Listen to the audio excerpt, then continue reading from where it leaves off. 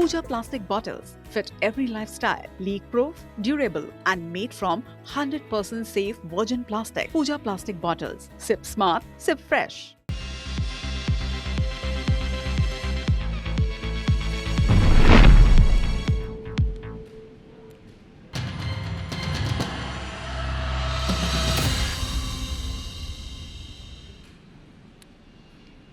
पति पत्नी का रिश्ता आपसी भरोसे और विश्वास की बुनियाद पर टिका होता है।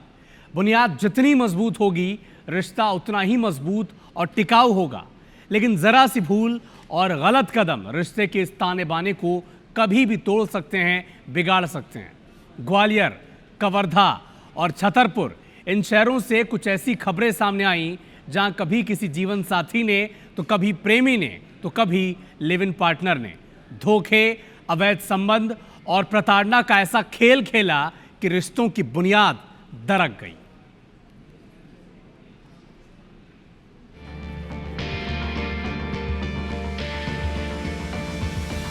मनोज ने आग लगा के हम पे भाग गया था। वो 5 मिनट के बाद आया था। 5 से 7 मिनट हो गए होंगे। जब वो वापस रिटर्न होके आया था तो हमारी कपड़े अपड़े मतलब निकाल दिए थे हमने। तो उसने पूरी प्रकार से हमें जान से मारने की कोशिश की है। छतरपुर की पुष्पा अहिरवार का ये वो दर्द है जो उसने अपनी मौत से कुछ समय पहले कैमरे पर बयां किया। जिस लिव इन पार्टनर के लिए उसने अपना घर परिवार सब कुछ छोड़ दिया, पुष्पा को क्या पता था कि वो ही उनकी मौत का कारण बनेगा। पुष्पा अब इस दुनिया में नहीं है।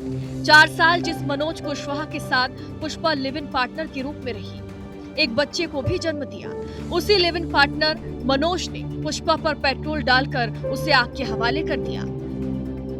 मेरी बहन को इतना प्रताड़ित करता था वो कि जब से 4 साल से उसको अपने साथ रखा है कि आए दिन मारपीट करता था। मनोज कुल 3 शादी कर चुका है। फर्स्ट औरत थी लव मैरिज, गुड़िया नाम की, वो भी साला के करीब ही रही थी, वो भी मर चुकी है। पुष्पा का कसूर क्या था, ये आप जानेंगे तो हैरान रह जाएंगे। पुष्पा ने मनोज से खाना बनाने के लिए बाजार से तेल लाने के लिए कहा था। बस इतनी सी बात पर मनोज इतना ज्यादा आग बबूला हुआ कि तेल की जगह पेट्रोल ले आया। बहन पुष्पा ने ये कहा था कि मनोज सब्जी बनाने के लिए तेल नहीं है तो तुम तेल ला दो, तब खाना बन जाए तो अपन खा लें। उनके पास एक वर्षीय 1 माह का बच्चा है। तो मनोज सब्जी का तेल ना ला करके और पेट्रोल ला करके मेरी बहन के ऊपर डाल दिया और आग लगा के और मनोज फरार हो गया। घटना छतरपुर के चांदला थाना क्षेत्र की है। पुलिस ने केस डायरी चंदला थाना पुलिस को भेज दी है।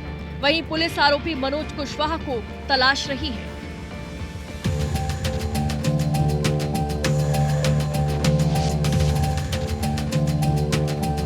कवर्धा के सोढ़ा गांव में तब सनसनी फैल गई जब पुलिस को खेत में बोरे में बंद एक युवक की लाश मिली। शव पर गंभीर चोटों के निशान थे और मृतक के दोनों हाथ रस्सी से बंधे थे।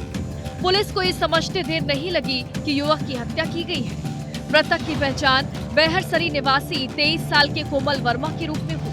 जब पुलिस ने उसके मोबाइल की कॉल डिटेल से जानकारी निकाली तो पता चला कि मृतक कोमल किसी मंदाकिनी नाम की महिला के लगातार संपर्क में था।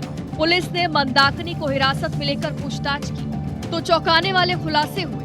पुलिस के मुताबिक कोमल और मंदाकिनी में प्रेम संबंध थे। कोमल के पास मंदाकिनी के आपत्तिजनक फोटो वीडियो थे और वो उसे ब्लैकमेल करता था। कोमल वर्मा उसको अवैध संबंध के लिए परेशान करता था और चूंकि इनका संबंध पहले भी था और ये लड़की उससे दूर हटना चाहती थी, लेकिन ये बार बार उसके पास कुछ वीडियोस हैं ऐसा बोल के ये परेशान कर रहा था। अभी तक इसकी पुष्टि तो नहीं हुई, लेकिन उसके द्वारा बताया गया कि ये उससे परेशान करता है, जिससे परेशान होकर उसने घटना को पारित किया है। और बाद में इसके पति को मालूम चला तो इसने कल सुबह घटना के अगले दिन इसे डंप करने का काम किया है। पुलिस के मुताबिक 28 मई की रात भी कोमल ने उससे संपर्क किया और फोटो वीडियो वायरल करने की धमकी देकर शारीरिक संबंध बनाने का दबाव डाला था। परेशान होकर कोमल ने उसे घर बुलाया और सरिया से हमला कर उसकी हत्या कर दी। महिला के पति राम स्नेही और देवर रूपेश को इस बात का पता चला तो उन्होंने लाश ठिकाने लगाने की प्लानिंग की। शव को एक बोरी में भरा और सोढ़ा गांव पहुंचकर खेत में ठिकाने लगा दिया। पुलिस ने आरोपी मंदाकिनी उसके पति राम स्नेही और देवर देवेश को गिरफ्तार कर लिया है। मंदाकिनी वर्मा और उसके पति राम स्नेही वर्मा को संदेही के रूप में आइडेंटिफाई किया गया है, जिस पर से उनसे पूछताछ करने पर उन्होंने अपराध कबूल किया और उसे मंदाकिनी द्वारा मारना और उसके पति और उसके देवर रूपेश वर्मा और पति के द्वारा इसको डंप करना इन्होंने बताया है, जिस पर तीनों को न्यायिक निरीक्षण में लिया गया है और वर्तमान में अग्रिम वैधानिक कार्रवाई की जा रही है। वहीं छतरपुर में पति पत्नी के बीच आपसी विवाद इतना ज्यादा बढ़ा कि पत्नी ने पीट कर पति की हत्या कर दी। घटना को अंजाम देने के बाद पत्नी अपने दोनों बच्चों के साथ थाने पहुंची और खुद को कानून के हवाले कर दिया। पुलिस के मुताबिक मृतक शराब पीने का आदी था और आए दिन पत्नी से मारपीट करता था। बीती रात भी मृतक ने पत्नी के साथ मारपीट की। आए दिन की मारपीट से तंग आकर पत्नी ने डंडे से पति की पीट कर हत्या कर दी। फिलहाल पुलिस ने आरोपी महिला के खिलाफ हत्या का केस दर्ज कर उसे गिरफ्तार कर लिया है। प्राथमिक तौर पर उसकी पत्नी ने घटना कारित करना स्वीकार किया है, तो इस संबंध में भी अभी विस्तृत पूछताछ की जा रही है। महिला के द्वारा यही बताया गया है कि पति से उसका पारिवारिक विवाद चल रहा था और बीच में डाइवोर्स के लिए भी वो लोग अप्लाई कर रहे थे। इसी पारिवारिक कारणों को लेकर प्रथम दृष्टया ये घटना का होना समझ में आ रहा है। छतरपुर की पुष्पा को लिव इन पार्टनर से धोखा मिला। कवर्धा में अवैध संबंध और ब्लैकमेलिंग के चलते एक जान गई और पति पत्नी के साथ देवर सलाखों के पीछे पहुंच गया। तो वहीं छतरपुर में एक पत्नी ने प्रताड़ना के चलते पति की जान ले ली। कुल मिलाकर रिश्तों के कमजोर ताने बाने के चलते 3 परिवार और 3 जिंदगियां बिखर गई। ग्वालियर से महेंद्र सिंह कुशवाहा, कवर्धा से सूर्य प्रकाश चंद्रवंशी और छतरपुर से अभिषेक सिंह सेंगर के साथ bureau report IBC 24। DGGI Raipur ने एक बड़ी कार्रवाई की है। 16 करोड़ के फर्जी ITC यानी इनकम टैक्स क्रेडिट रैकेट का सरगना यूपी से गिरफ्तार किया गया है। समृद्ध ट्रेडिंग का संचालक अभिषेक पाठक ये भी गिरफ्तार किया गया है। यूपी के शाहजहांपुर से इनकी गिरफ्तारी हुई है। करीब 5 करोड़ 33 लाख का फर्जी ITC कई फर्म्स को आगे बढ़ाने का आरोप इन पर है। अभिषेक पाठक से जुड़े नेटवर्क में घोटाले का खुलासा हुआ। 16 करोड़ से ज्यादा के फर्जी ITC घोटाले का ये खुलासा हुआ है। एक और आरोपी अमन सिंह गिरफ्तार हो चुका है। आरोपी अभिषेक पाठक करीब 1 साल से फरार चल रहा था। कोर्ट में पेश कर 14 दिन न्यायिक हिरासत में से जेल भेज दिया गया है। तहसीन जैदी हमारे सहयोगी और बेहतर अपडेट्स देंगे आपको। तहसीन, देखिए, माल एवं सेवा कर आसूचना महानिदेशालय DGGI रायपुर जोनल यूनिट की ये बड़ी कार्रवाई मानी जा रही है। इसमें ये मेसर्स समृद्धि ट्रेडिंग के संचालक हैं अभिषेक पाठक।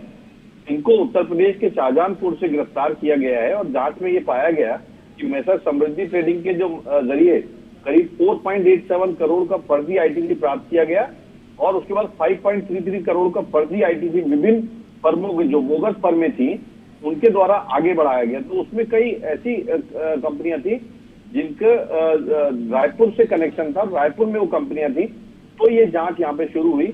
उसके अलावा जिस तरीके से एक बात ये सामने आई है कि इसका एक पूर्व जो साथी था अभिषेक पाठक जो है उसमें इसको इसके जरिए अभिषेक पाठक को 1 साल पहले गिरफ्तार किया गया था, क्योंकि अभिषेक पाठक और ये जो दूसरे आरोपी हैं इनको इन दोनों ने कुल मिला के जो नकली रैकेट जो चलाया इसमें और पूरा जो सिंडिकेट चलाया तो उससे करीब 16 करोड़ 16.02 करोड़ के फर्जी ITC का घोटाला हुआ था। और इसमें ये बात सामने आई कि ये अभिषेक पाठक जो हैं ये इस नेटवर्क के सरगना थे और पिछले 1 साल से ये फरार चल रहे थे और इस जांच एजेंसी के जो सम्मन्स भेजे जा रहे थे उसका भी अपमान करते हुए हाजिर नहीं हो रहे थे, जिसके चलते इनके शाहजहांपुर यूपी में दबिश दी गई इनके घर पे और उनको वहां पे दबोचा गया और उसके बाद रायपुर लाया गया और आज रायपुर कोर्ट में इनको पेश किया गया और वहां से 14 दिन की जुडिशियल रिमांड में जेल भेज दिया गया। तो ये कह सकते हैं कि DGGI ने रायपुर यूनिट ने एक बड़ी कार्रवाई यहाँ पे ठीक है, नजर बना के रखिएगा। अपडेट आपसे आगे मिलेंगे, शुक्रिया।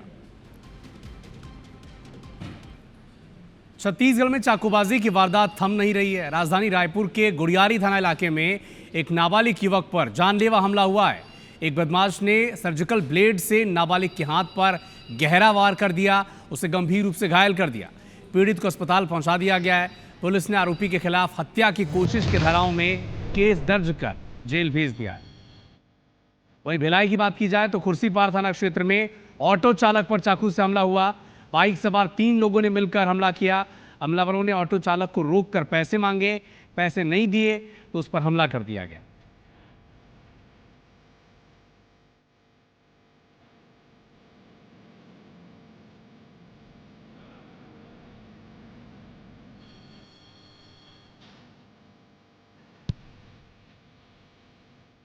रायगढ़ के झीका बहाल गांव के पास मंगलवार को 2 ट्रेलर्स में जबरदस्त भिड़ंत हो गई और इसके बाद लग गई आग। आग इतनी जबरदस्ती थी कि कुछ ही मिनटों में दोनों गाड़ियां जलने लग गईं।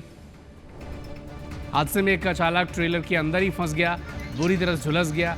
मौके पर उसकी जान चली गई, जबकि दूसरे चालक ने किसी तरह वाहन से कूदकर अपनी जान बचाई। हादसे के वक्त एक ट्रेलर में कोयला लोड था, जिससे आग और भड़क गई। आसपास के ग्रामीणों ने पुलिस और फायर ब्रिगेड को घटना की सूचना दी। इसके बाद पुलिस मौके पर पहुंची। बड़ी मशक्कत के बाद आग पर काबू पाया गया।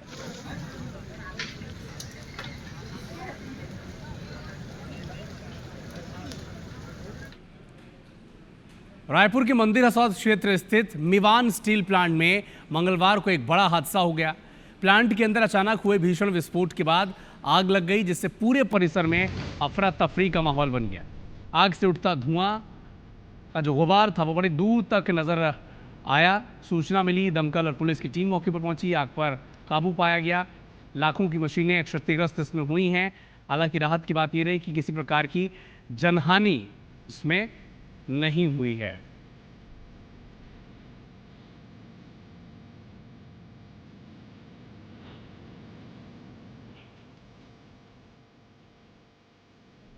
राजधानी रायपुर में एक बार फिर सफाई व्यवस्था चरमरा सकती है। शहर के सफाई ठेकेदारों ने भुगतान नहीं मिलने से नाराज होकर बुधवार से काम बंद करने का ऐलान किया है। ठेकेदारों का आरोप है कि फरवरी से अब तक भुगतान नहीं किया गया है, जबकि शहर के 70 वार्ड में सफाई व्यवस्था की जिम्मेदारी उन्हीं के कंधों पर है। बता दें कि कुछ ही दिनों पहले डोर टू डोर कचरा कलेक्शन से जुड़े ड्राइवर्स और हेल्पर्स ने हड़ताल की थी। इसी के चलते सफाई व्यवस्था ठप हो गई थी। अब सफाई ठेकेदारों के काम बंद करने के फैसले से नगर निगम की जो पूरी चिंता है वो तो बढ़ ही गई है।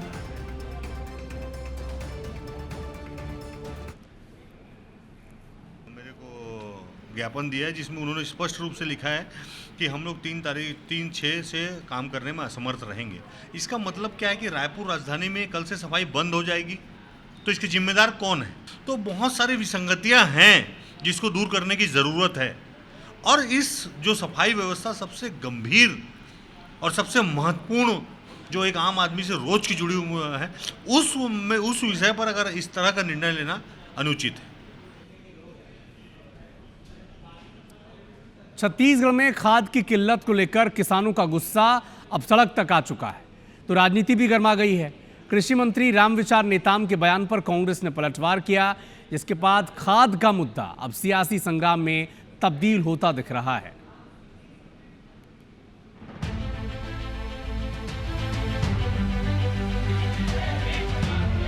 छत्तीसगढ़ में इन दिनों खाद को लेकर किसान सड़कों पर प्रदर्शन कर रहे हैं, सहकारी केंद्रों में तालाबंदी कर रहे हैं। और इसी बीच कृषि मंत्री रामविचार नेताम ने दावा किया कि राज्य सरकार किसानों को पर्याप्त मात्रा में खाद उपलब्ध करा रही है।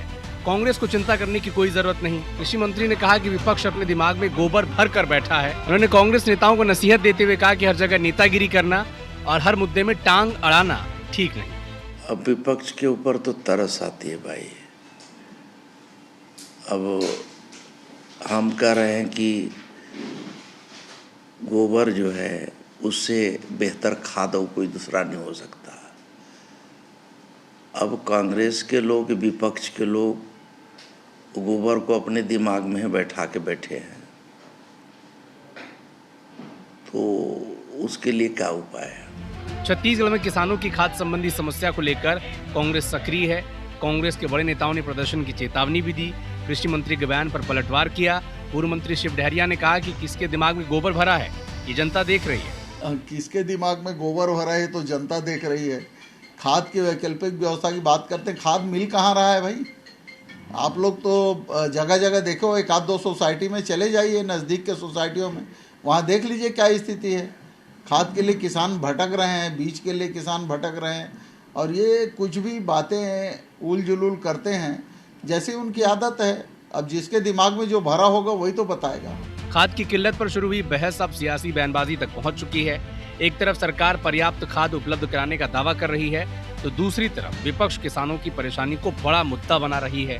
अब सवाल यह है कि खेतों तक खाद कब पहुंचेगा, क्योंकि किसानों को सियासत नहीं समाधान चाहिए। तरफ सिंह परिहार, IBC 24, रायपुर। मध्य प्रदेश के चंबल अंचल में रेबीज का एक दुर्लभ मामला सामने आया, जिसने डॉक्टर्स को भी हैरत में डाल दिया। हैरान पड़ गए वो लोग। शिवपुरी के करेरा की एक 13 साल के बच्चे की पालतू बिल्ली के काटने से मौत हो गई। बच्चे के हाइड्रोफोबिया यानी पानी से डर लगने के गंभीर लक्षण इसमें देखने को मिले हैं। बिल्ली से रेबीज फैलने का इस इलाके का ये पहला मामला माना जा रहा है। परिजन मासूम को गंभीर हालत में ग्वालियर के कमला राजा अस्पताल लेकर पहुंचे, लेकिन संक्रमण दिमाग तक फैलने से इलाज के दौरान बच्चे ने दम तोड़ दिया। इसके बाद डॉक्टर्स ने बच्चे के संपर्क में रहे परिजनों को भी एंटी रेबीज वैक्सीन लगाने की सलाह दी है।